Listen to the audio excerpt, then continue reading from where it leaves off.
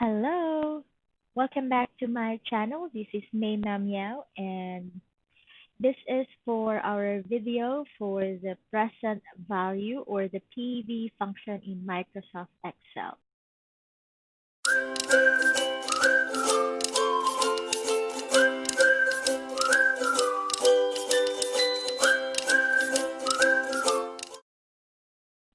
Last time we discussed the future value or the FV function. Now we're going to discuss the PV function. So let's just do a quick definition of PV function.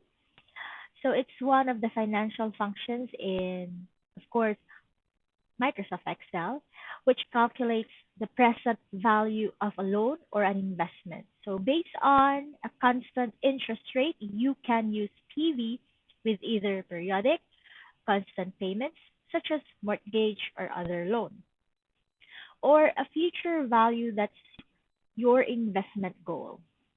So in the use of Microsoft Excel, we have, of course, the syntax, or we are going to use a syntax or the Excel formula. So for PV function syntax, it's PV, open parenthesis, rate, comma, N per, comma, PMP. Optional is feature value, and optional is type, and close our parenthesis. So if you've been watching my previous videos about payments, then definitely you are now familiar with rate, N per, PMP, SV, and type. Okay, so we'll move on and explain or per argument. So rate, it's still required, the interest rate per period. So for example, if you obtain an automobile loan at a 10% annual interest rate and make monthly payments, your interest rate per month is 10% divided by 12 or 0.83% per month. So you would enter 10% over 12 or 0.83% or the decimal 0.0083 into the formula as the rate. And as what we always do, we always reference or we always use cell references. Anyway, moving on, we have N per. N per is required. So the total number of payment period is in an annuity. So for example, if you get a 4-year car loan and make a monthly payments, your loan has 4 times 12, or that's 48 periods. So you would enter 48 into the formula for N per. So PMT is still required. The payment made each period and cannot change over the life of the annuity. So meaning from the first period until the end of your term, that's the same. So it's constant. So if you paid on the first month $100, then until the end of the term, if you have 12, 10, 48, 50, or whatever, until the end of the term, you should just be paying this same exact amount all throughout until the end of the term. So 100, 100, 100, 100, whatever it is. Okay? All right. So for FV, this one is optional in this function. It's the future value or a cash balance you want to attain after the last payment is made. So for FV, it is omitted in this syntax in PV function, omitted or it's optional. So it can be added, or if it's not added, then by default it is 0. Okay, so the future value of a loan is 0. It's always 0, but depending on, are you computing for a loan or are you computing for an investment? So depending on what you are trying to get. Okay, so moving on. So even for type, it's optional. It's still the same thing. If it's 0 or 1, if it's 0, then that's at the end of the period. And if it's 1, it's at the beginning of the period.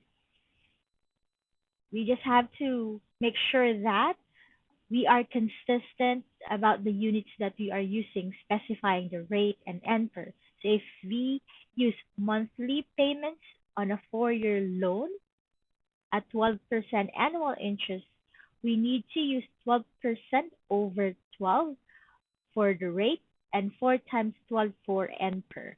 So if you make annual payments on the same loan, use 12% for rate and 4 for NPER.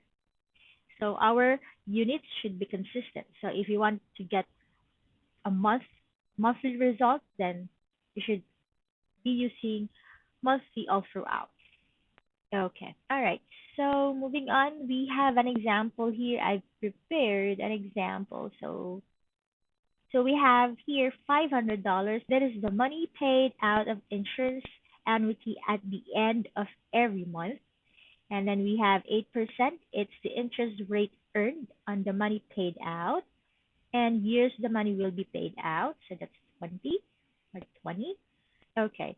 So what are we going to look for? We're going to look for the present value of an annuity with the terms mentioned earlier.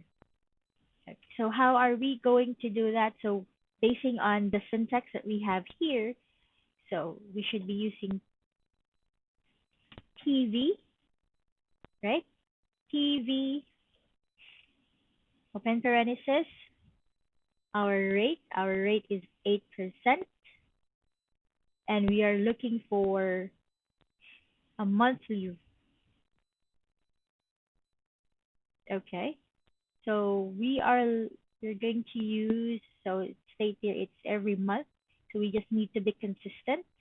So 8 divided by 12, okay? Next is NPER. NPER is this here. Years the money will be paid out. So that's 12 times 20 or 20 years. I can reference that. Okay. And then the payment, the monthly payment. Okay. And then what's the FV? It's not actually included or it's not mentioned. So we'll leave it as is or just make it 0. And the type would be at the end of the period. So we'll use 0 and then close parenthesis, enter.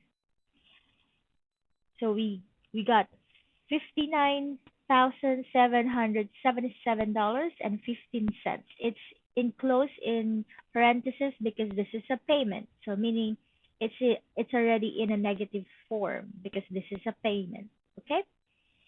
All right. So there. So that's how to use TV function. So this is the present value of an annuity with the terms in A2 to A4. All right. So that's it. So if you learned something today, please do like this video and might as well click on the subscribe button as well as the bell button to be notified. Okay, so that's all, and thank you for watching. I'll see you on my next video.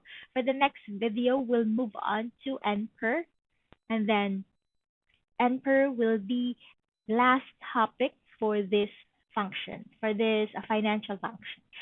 So there you go. I'll see you on my next video. Goodbye.